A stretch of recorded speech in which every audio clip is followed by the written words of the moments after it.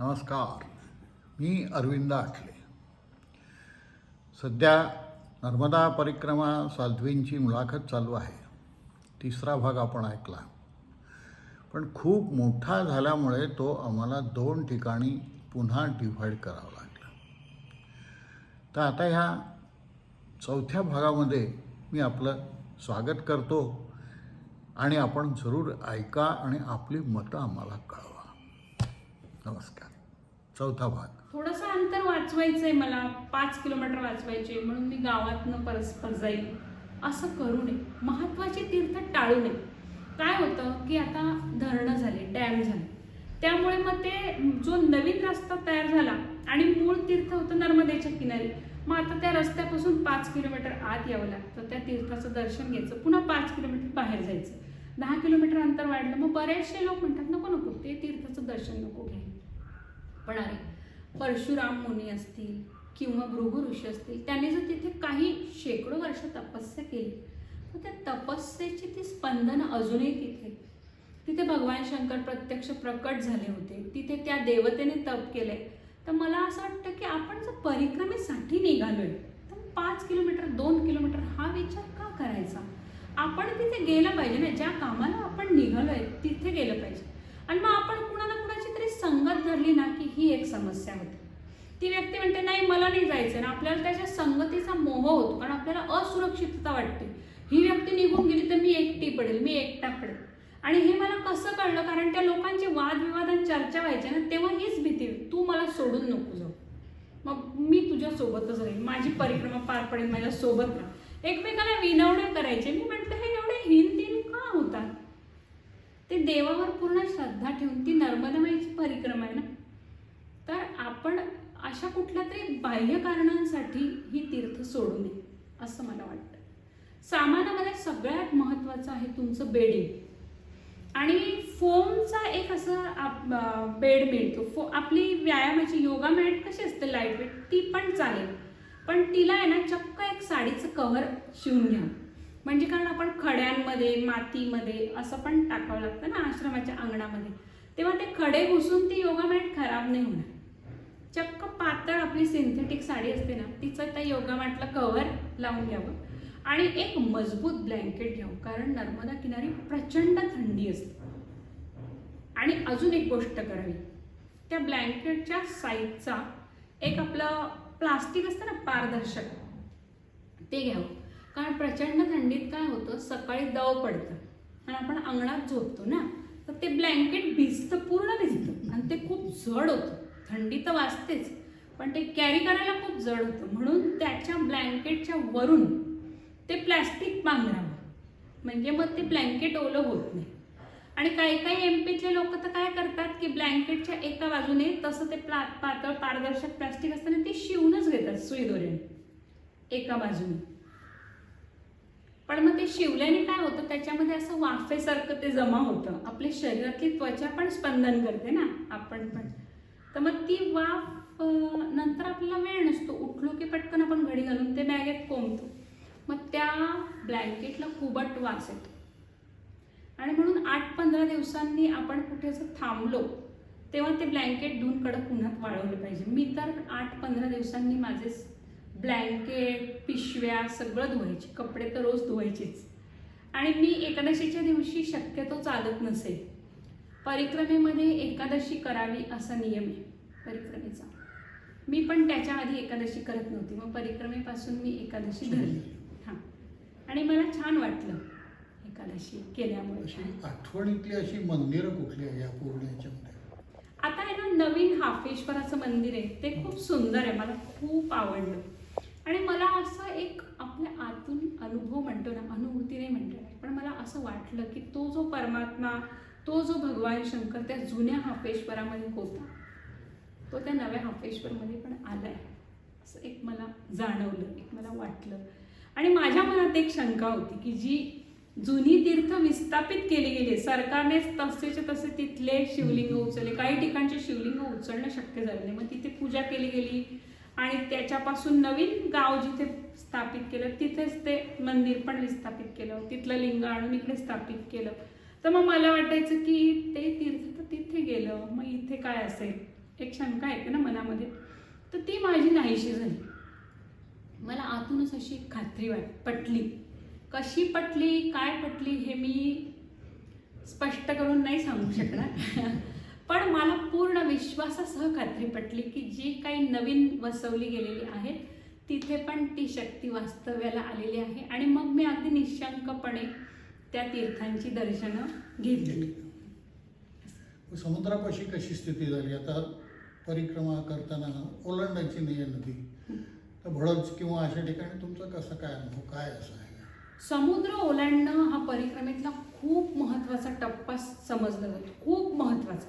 अमरकंटक इकडे म्हणजे माईचं उगमस्थान आणि तिकडे तो शेवट माईचा म्हणजे ती शिवामध्ये जाऊन मिसळते, तर तो समुद्र ओलांडणं, या दोन गोष्टी खूप महत्त्वाच्या समजल्या जातात. आणि म्हणून समुद्र ओलांडताना चप्पल नसते न्यायची सोबत. म्हणजे आपण जी चप्पल नेलेली असते ना ती आपल्याला तिकडेच सोडावी लागते या दक्षिण तटावर. सामानात सुद्धा बरोबर नाही ठेवायची असं ते सांगतात आपल्याला, तसं नियम आहे. पण काही काही लोक प्लास्टिकच्या पिशवीत घालून बॅगेत ठेवून देतात, कारण त्यांना वाटतं की ती नवी चप्पल रुळेल का, चावेल, मग चालायला त्रास होईल, असं असतं. असं त्यांचे विचार असल्यामुळे मग ते प्लास्टिकच्या पिशवीत घालून ती बॅगेत ठेवतात. आणि मी असं सांगेल की नावेमध्ये जेव्हा आपण बसतो ना तर आपली बॅग पूर्ण भिजते, कारण त्या लाटा अशा अंगावर येतात ना. तर म्हणून एक प्लॅस्टिकची मोठी पिशवी ना त्याच्यामध्ये ती सॅक घालावी आणि ती बांधावी, मग नावेत ठेवावी. कारण माझी सॅक पूर्ण भिजली, आतलं ब्लँकेट सगळं भिजलं. आणि आपण समुद्र ओलांडून जेव्हा उतरतो ना तर आपल्याला लगेच थांबायला आश्रम नाही, आपल्याला बरंच चालावं लागतं. आणि म्हणून ती दगडासारखी जड झालेली ओली गच्च ती बॅग आहे ना ती मला वाहावी लागली. मी ओली चिंब झालेली, 4-5 तास नावेत सतत थंड वारे, ओली होत होती लाटांनी, आणि ती ओली गच्च बॅग मला वाहून न्यावी लागली. त्यामुळे मी खूप आजारी पडली होती. आणि मी समुद्र ओलांडल्यानंतर नर्मदा परिक्रमेअंतर्गतच समुद्र पंचक्रोशी पण केली होती. म्हणजे समुद्र ओलांडल्यानंतर लोक लगेच वेगळ्या रस्त्याने चालायला लागतात, पण ती परशुरामाची भूमी, तर म्हणून तिथे परशुरामाने तपस्या केली होती. आणि ते मंदिर दरवर्षी जमिनीत जातंय कलियुग असल्यामुळे, तर आता फक्त त्याचा कळस जमिनीच्या वर आहे. तर मी तिथे गेली, त्याचं दर्शन घेतलं, मलाखा बाबाच्या समाधीचं दर्शन घेतलं. मग आपण समुद्र पार केल्यावर पहिलं तीर्थ आहे भूतनाथ. तिथे ब्रह्मा, विष्णू, महेश तिघही देवतांनी शंकराच्या स्थापना केल्यात लिंगाच्या. तर ते 3 शिवलिंग आहेत भूतनाथ. भूतनाथ म्हणजे सगळ्या भूतांचं नाथ. तर मग ते दर्शन घेतलं. मग दहेज गाव येतं. तर मला असं वाटतं की ही महत्त्वाची जी तीर्थ आहेत ना ते केवळ आपल्याला भरभर जायचंय शॉर्टकट असं टाळू नये, म्हणून मी समुद्र पंचक्रोशी पण केली. मला आनंद आला. काय विशेष काय समुद्र पंचक्रोशी म्हणजे काय? समुद्र पंचक्रोशी म्हणजे तो एक एरिया आहे, त्याच्यामध्ये आपण समुद्राला प्रदक्षिणा घालतो किंवा समुद्राच्या काठाने काही, पण ते नर्मदा परिक्रमे अंतर्गतच येतं. आणि त्याच्यात पण नर्मदा परिक्रमेतलीच तीर्थ आहे. हा जुना मार्गच होता ऍक्च्युली, पण नवीन मार्ग उपलब्ध झाल्यामुळे लोक तो मार्ग सोडून देतात. पण ती परशुरामाची तपोभूमी, आता बडोदसारखं शहर आहे, तिथे पूर्वी 63 तीर्थ होती, आता ती बरीचशी लुप्त झाली. आणि मला खूप उत्सुकता होती. मला जेव्हा कळलं होतं ना इथे 63 तीर्थ आहे, तर मी भरूचमध्ये रात्री पोहोचली होती आणि मग मी सकाळी सुरुवात केली चालायला. तर ते शहर पार करायला मला पूर्ण 1 दिवस लागून मी त्यातल्याच एका ठिकाणी जाऊन पोहोचली आणि तिथे मग मुक्काम केलं. पण मी त्या दिवशी जवळपास 30 ते 40 तीर्थ, आणि इतका योगायोग ना, म्हणजे अगदी छोटंसं मंदिर असेल पडीक, पण तो चहावाल्याने मला चहा प्यायला बोलवलं आणि मग तो म्हणाला की हे प्राचीन तीर्थ आहे. माझ्या आजोबांनी सांगितलं की हे तीर्थांच्या यादीतलं आहे. पण मग मी त्याचं दर्शन घेतलं जाऊन आणि मला खूप कृतज्ञ वाटलं. असं मला सहज चालता चालता लोक सांगायचे की माताजी यहाँ जाइए, यहाँ दर्शन कीजिए, अब इस रस्ते से जाइए, यहाँ 2 मंदिर है शिव के. तर म्हणजे मग मला वेळ खूप लागला, कारण काही लोक 3-4 तासात तिकडे जाऊन पोहोचतात. मी 8, 9, 10 त्या दिवशी मी 8 वाजता तिथे जाऊन पोहोचली, सकाळची निघालेली. मला पोहोचायला खूप वेळ झाला, सूर्यास्तानंतर पोहोचली. पण मला इतकी मंदिरं शंकराची त्या दिवशीची मानसिक समाधान, आत्यंतिक समाधान. त्या दिवशी मी तिथे पोहोचले ना त्या नीळकंठेश्वर मंदिरामध्ये, तर मी पोहोचल्यानंतर तिथे मध्य प्रदेशातली एक बाई होती, तिला 2 बायका धरून नेत होत्या मध्यमवयीन. मी तिला म्हटलं तुला काय झालं? तर ती म्हणे मला खूप उलट्या आणि जुलाब होते. म्हटलं किती झालेस दुपारपासून? तर ती म्हणे 17-18 झाले, अजूनही होतातच आहे. मी म्हटलं, आणि मी तेव्हा नुकतेच आत पोहोचली होती. तो मोठाच्या मोठा हॉल होता, 40-50 लोक होते आणि ते तर त्यांच्या गावातले 16-17 लोक आलेले होते. तिचा नवरा पण होता आणि ते सगळे अडाणी होते ना. मी म्हटलं की हे गावाच्या बाहेर आहेत ना, सिव्हिल किती दूर आहे? तर म्हणाले 8-9 किलोमीटर. मग त्यांना म्हटलं ह्या बाईची हालत अशी की हिला 2 जण धरून उलट्या करायला नेतात, उलट्या थांबत नाही, तिला डॉक्टरकडे नेणं खूप गरजेचं आहे. तर ते ऐकायलाच तयार नाही. रात्री हिचं BP कमी होईल, मग हिचं हृदय बंद पडलं, हिला काही झालं तर तुम्ही काय कराल? आणि मग त्या रखवालदाराकडे गेलो, कारण परत 2 उलट्या झाल्यावर ती पूर्णच अशी हे झाली. मग तिचा नवरा माझ्याजवळ आला. मग आम्ही त्या रखवालदाराकडे गेलो, तर त्याने तर हातच झटकले की माझा काही संबंधच नाही, मला इथे 300 रुपये पगार, 3000 पगार मिळतो, अशी त्यांनी सुरुवात केली. माझा काही संबंध नाही. मी म्हटलं तुझीच जबाबदारी, त्या बाईला काय झालं तर तू फक्त मला सांगायचं आहे ॲम्ब्युलन्सचा नंबर सिव्हिलच्या. तर तो काहीच मदत करायला तयार नव्हता. शेवटी आम्ही थोडं चालत गेलो. एक रिक्षावाला होता, त्याला विनंती केली. ते लोक खूप गरीब होते एमपीतले आणि मी पण परिक्रमेत जास्त पैसे ठेवलेले नव्हते. हे मी माझं काही कर्तृत्व म्हणून सांगत नाही, काहीही कसं घडू शकतं म्हणून सांगते. माझ्याकडचे 100 रुपये त्यांना दिले. म्हटलं हे घ्या. ते घेत नव्हते, मी दिले. आणि मग त्यांना म्हटलं जा सिव्हिलला न्या. ते डॉक्टर म्हणाले या बाईंच्या शरीरातलं पाणी इतकं कमी झालंय की यांचं काही झालं असतं रात्री. तिला ॲडमिट करून घेतलं. नंतर ती बाई 1.5-2 दिवस ॲडमिट होती. तिला खूप सलाईनी लावल्या, तिचे उपचार केले. तिला इन्फेक्शन झालेलं होतं पोटात आणि म्हणून तिला इतक्या जुलाब वांत्या होत होत्या. आणि मग नंतर 3-4 दिवसांनी ते मला मंगलेश्वरला भेटले. तर ते मला खूप आभार मानत होते. मी ज्योती दीदींनी मला प्रेमाने थांबवून घेतलं होतं ना, तर ते अगदी माताजी डॉक्टर ने कहा था उनकी जान ही चली जाती अगर हम नहीं आते उस दिन. तो 60 वर्षाची बाई होती ना. मग तेव्हा मला एक आनंद वाटला की चला आपण त्या दिवशी 8 वाजता पोहोचलो, पण आपण कोणाला तरी मदत करू शकलो. आणि काही नाही, मी थोडी सुशिक्षित होती म्हणून मला समजत होतं एवढंच. मी काय केलं नाही का. ते इतके घाट आहेत नर्मदा किनारी, प्रत्येक ठिकाणी घाट, प्रत्येक गावात घाट बांधलेला आहे. हा म्हणजे काय विशेष काय घाटाचं, किंवा इतकी शंकराची मंदिरं जास्ती आहेत सगळ्यात मला वाटतं इतर कुठल्याही देवतेंपेक्षा. तर नर्मदेचा आणि शंकराचा संबंध असल्यामुळे ही शंकराची मंदिरं जास्ती आहेत का इतर कुठली मंदिरं आहेत? काय माहितीये का, नर्मदा किनारी, नर्मदा ही पापनाशिनी, नर्मदा ही शंकरापासूनच उत्पन्न झाली, शंकराच्या शरीरापासून उत्पन्न झाली. जेव्हा शंकराने हलाहल प्राशन केलं आणि त्यानंतर त्यांनी ते तपाला बसले, तेव्हा जो त्यांना घाम आला त्याच्यातनं ती उत्पन्न झालेली. म्हणजे त्या शंकरा घामामध्ये आपले सगळे जीन्स असतात असं आधुनिक हे सांगतं ना, तर ती शंकरच आहे प्रकारे. नर्मदामाई म्हणजे शंकरच आहे. आणि नर्मदेला हे वरदान आहे की तुझ्यातला हर कंकर हा शंकर आहे. आता ती तुझ्या किनारी जो तपस्या करेल त्याची सगळी पाप नाहीशी होती. हा एक वर आहे. तिला जे शंकराने 5-6 वर दिले त्यातला हा एक वर आहे की तू पाप नष्ट करशील. तुझ्या केवळ दर्शनाने पाप नष्ट होईल. म्हणजे स्नानाने तर होईलच, तर तपश्चर्याने किती होईल. आणि म्हणून अनेक देवता, यक्ष, गंधर्व, राक्षस, अप्सरा, वानर, भालू, वेगवेगळे ग्रह, ऋषी, मुनी, सिद्ध, सामान्य माणसं या सगळ्यांनी तिच्या किनारी तपस्या केली. आणि ती शंकराचं रूप असल्यामुळे आणि नर्मदा किनारी तपस्या केल्याने शंकर प्रसन्न होतो. ते शंकराचं वरदान आहे. त्यामुळे मग शंकराने त्यांना दर्शन दिलं आणि मग दर्शन दिल्यानंतर त्यांनी जे शिवलिंग तिथे स्थापन करून तपस्या केली ना, त्याच्यामध्ये एक त्यांनी हेच प्रत्येकाने हेच वरदान मागितलं. इंद्राने जिथे तपस्या केली किंवा मंगळाने केली किंवा विष्णूने केली, ब्रह्मदेवाने केली बर्मान घाटच्या इथे, तर त्यांनी हे सांगितलं की तुम्ही इथे कायम राहा या तपस्येची, या दर्शनाची आठवण म्हणून. आणि शंकर तथास्तु म्हणाले, म्हणून ते तीर्थ बनलं ते ठिकाण. तर अशा प्रकारे शंकराचे शिवलिंग तिथे असंख्य. आणि मग बऱ्याच लोकांनी श्रद्धेने की नर्मदेचा पाऊस पूर ओसरला आणि मग आम्हाला हे प्रचंड शिवलिंग म्हणजे गोटा, असा दिव्य गोटा की ज्याच्यावर ओम आहे नॅचरल, किंवा नागाचा आकार दिसतो किंवा काही अद्भुत आकार दिसतो, जनेऊ आहे त्याला घातलेलं, मग त्यांची ती श्रद्धा असते. मग आम्ही ते किनारे घाटावर शिवलिंग स्थापित केले, पूजा करून. सहस्रधारावर तुम्ही गेले होते, तिथे काही विशेष असं?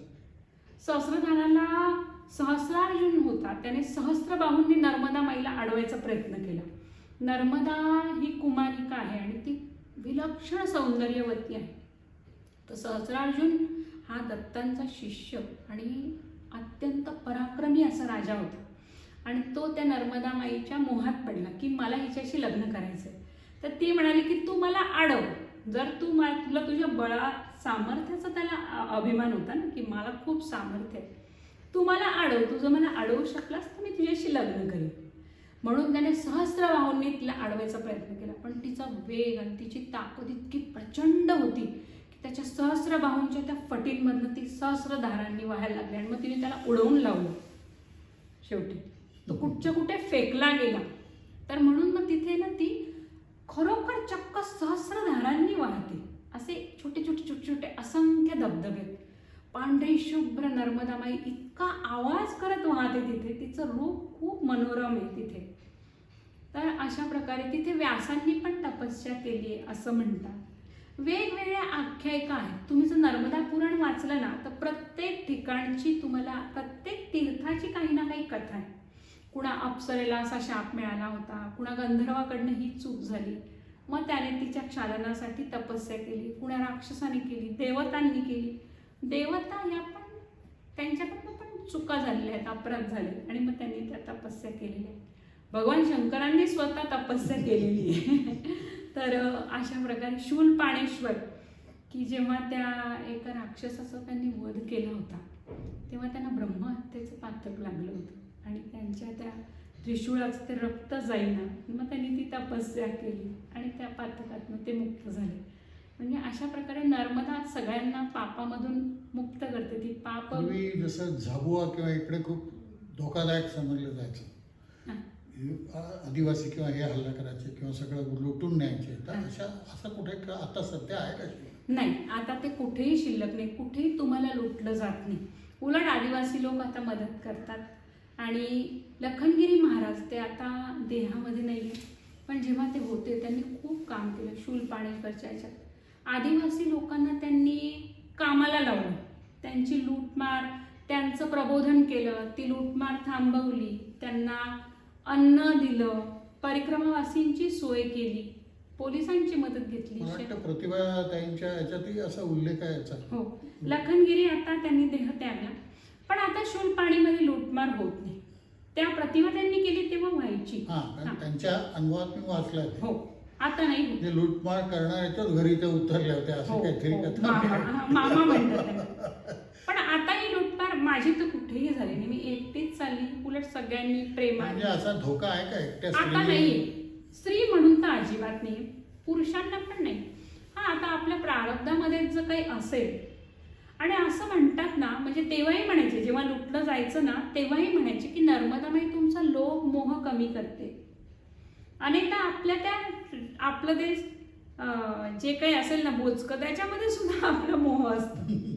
माझं ब्लँकेट, माझं ताट, मी काही परिक्रमा असेल ना भांडताना पाहिलं, माझं ताट तू घेतलं, आपले सारखे होते असं म्हणून. तर मला मौज वाटायची. 40-50 रुपयाचं ताट. बाय द वे, मी मगाशी सामानामध्ये एक सांगायचं विसरली की एक पेला पाणी प्यायचा, त्याच्यातच आपल्याला चहा पिता येईल, एखादी वाटली किंवा ताटली किंवा वाटी, आणि एक ताट हे मस्ट आहे. कारण आश्रमांमध्ये, सगळ्या आश्रमांमध्ये असा प्रघात आहे की तुम्ही तुमचं ताट आणा. आणि कारण प्लॅस्टिकचा कचरा खूप होतो प्लॅस्टिकच्या पत्रावळ्यांमुळे, आणि तो टाळला जातो नर्मदा किनारी. आणि आपण तर सगळे सुशिक्षित आहोत, आपला पण असा प्रयत्न असला पाहिजे प्लॅस्टिकचा कचरा कुठेही करू नये. मग अशी तुम्ही सावधगिरी, तर आपण जर प्लॅस्टिकच्या बाटल्या फेकू नये, बिस्किटांचे वेष्टणं, त्यानंतर औषधांचे कव्हर, कुठलाही कचरा नर्मदा किनाऱ्याने चालताना, चॉकलेटची कव्हरं प्लॅस्टिकची असतात, हे सगळं फेकू नये. आपल्याच सॅकच्या बाजूच्या खिशामध्ये टाकत जावं आणि आश्रमात गेल्यानंतर किंवा कचरा पेटी असेल तिथे व्यवस्थित ते टाकावं. एवढी खबरदारी घ्यावी की ज्या नर्मदा मैयाची आपण अतिशय श्रद्धेने परिक्रमा करतोय, तिच्याच कचऱ्यावर आपण प्रदूषण केलं, तिच्या किनाऱ्यावर आपण कचरा केला, घाण केली, तर त्याला काय अर्थ आहे? आणि मी असे परिक्रमावासी पाहिले की ते नर्मदा किनारा सकाळी उठून किंवा संध्याकाळी लवकर पोहोचतो ना आपण 4-5 वाजता, तर ते किनाऱ्यावरची घाण साफ करायची, एकत्रित करायची, ती जाळायची. मला खूप छान वाटायचं. आश्रमात आम्ही लवकर पोहोचतो तर सगळे मिळून तिथलं गवत उकडणं, ते अंगण झाडणं, त्यांना स्वयंपाकात मदत करणं, हे आपण केलं पाहिजे. आपल्याला काय हक्क आहे आश्रमात जाऊन आपण उपकार केल्यासारखं तुम्ही लवकर जेवण द्या, ही सेवा द्या, ते द्या, हे नाहीये का, तुमच्या आश्रमात अमुकच सोय नाहीये, अशा प्रकारे टीका करू नये. कारण मग त्यामुळे ते लोक नाउमेद होतात, ते आनंदाने सेवा करतात ना. आपण तर पुढे निघून जाऊ, आपल्या मागून येणाऱ्या लोकांना मग त्रास होईल. तर आपलं असं असावं की आपण आपलं तप करतोय, आपण कुणावर उपकार करत नाही, परिक्रमा करतोय. आणि हे आपलं भाग्य आहे की हे लोक सेवा देत आहेत, हे आपल्यावर उपकार करत आहेत, म्हणून आपण कृतज्ञ असलं पाहिजे. तिथे काही गैरसोय झाली तर त्याच्या आपल्याला फक्त एक रात्र राहायचं, इथे काही आयुष्यभर राहायचं नाही. आणि म्हणून त्यांच्यावर टीका टिप्पणी करणं, त्यांना ती कटुपणाने ते बोलून दाखवणं, अशा प्रकारे वागू नये. की माणूस व्हायला पहिले आपण शिकलं पाहिजे. हो. की अमरकंटकचं काय तुमचं आहे? अमरकंटकला नर्मदामाई खूप चिमुकली. आणि हा तुम्ही म्हटलं होते नर्मदामाई ओलांडण्याची, तर अमरकंटकच्या 70-80 किलोमीटर आधीपासून आणि अमरकंटकला आपण पुन्हा उत्तर तट पूर्ण होतो आणि दक्षिण तट सुरू होतो आणि पुन्हा 30-40 किलोमीटर हा जो एरिया आहे तिथे नर्मदामाई अतिशय चिमुकली आहे. एखादा लहानसा नाला किंवा ओढा असावा ना, स्वच्छ नाला, नाला म्हणजे घाणेरड्या पाण्याचा नाही, अशी ती नर्मदामाई वाटते. आणि तिथे मग आपल्याला ती विस्तीर्ण नर्मदामाई निळ्याशार पाण्याची बघायची सवय झाली असते आणि इथे अगदी चिमुकली नर्मदामाई मनगटा एवढी, तर ती ओळखू येत नाही. त्यावेळी ती ओलांडली जाण्याची शक्यता असते. म्हणून मी त्या अमरकंटकच्या जंगलामध्ये 15 दिवस 3-4 जणांच्या संगतीने चालली होती. कारण त्या जंगलामध्ये आपल्याला कोणी सांगायला भेटत नाही. आणि मग चुकून ती नर्मदामाई बऱ्याच जणांची तिथे ओलांडली जाते. आपल्याला वाटतं की हा तर नाला आहे किंवा ओहोळ आहे साधा, पण ती नर्मदामाई असते. म्हणून त्या भागामध्ये शक्यतो माहिती करून घ्यावी नीट, किंवा मग आपण कुणाच्या तरी अनुभवी लोकांच्या संगतीने जावं आणि विचारूनच चालावं त्या भागामध्ये. नाही तर नर्मदामाई ओलांडली जाऊ शकते आणि ओलांडली गेली तर मग तुमची परिक्रमा खंडित झाली असंच मानलं जातं.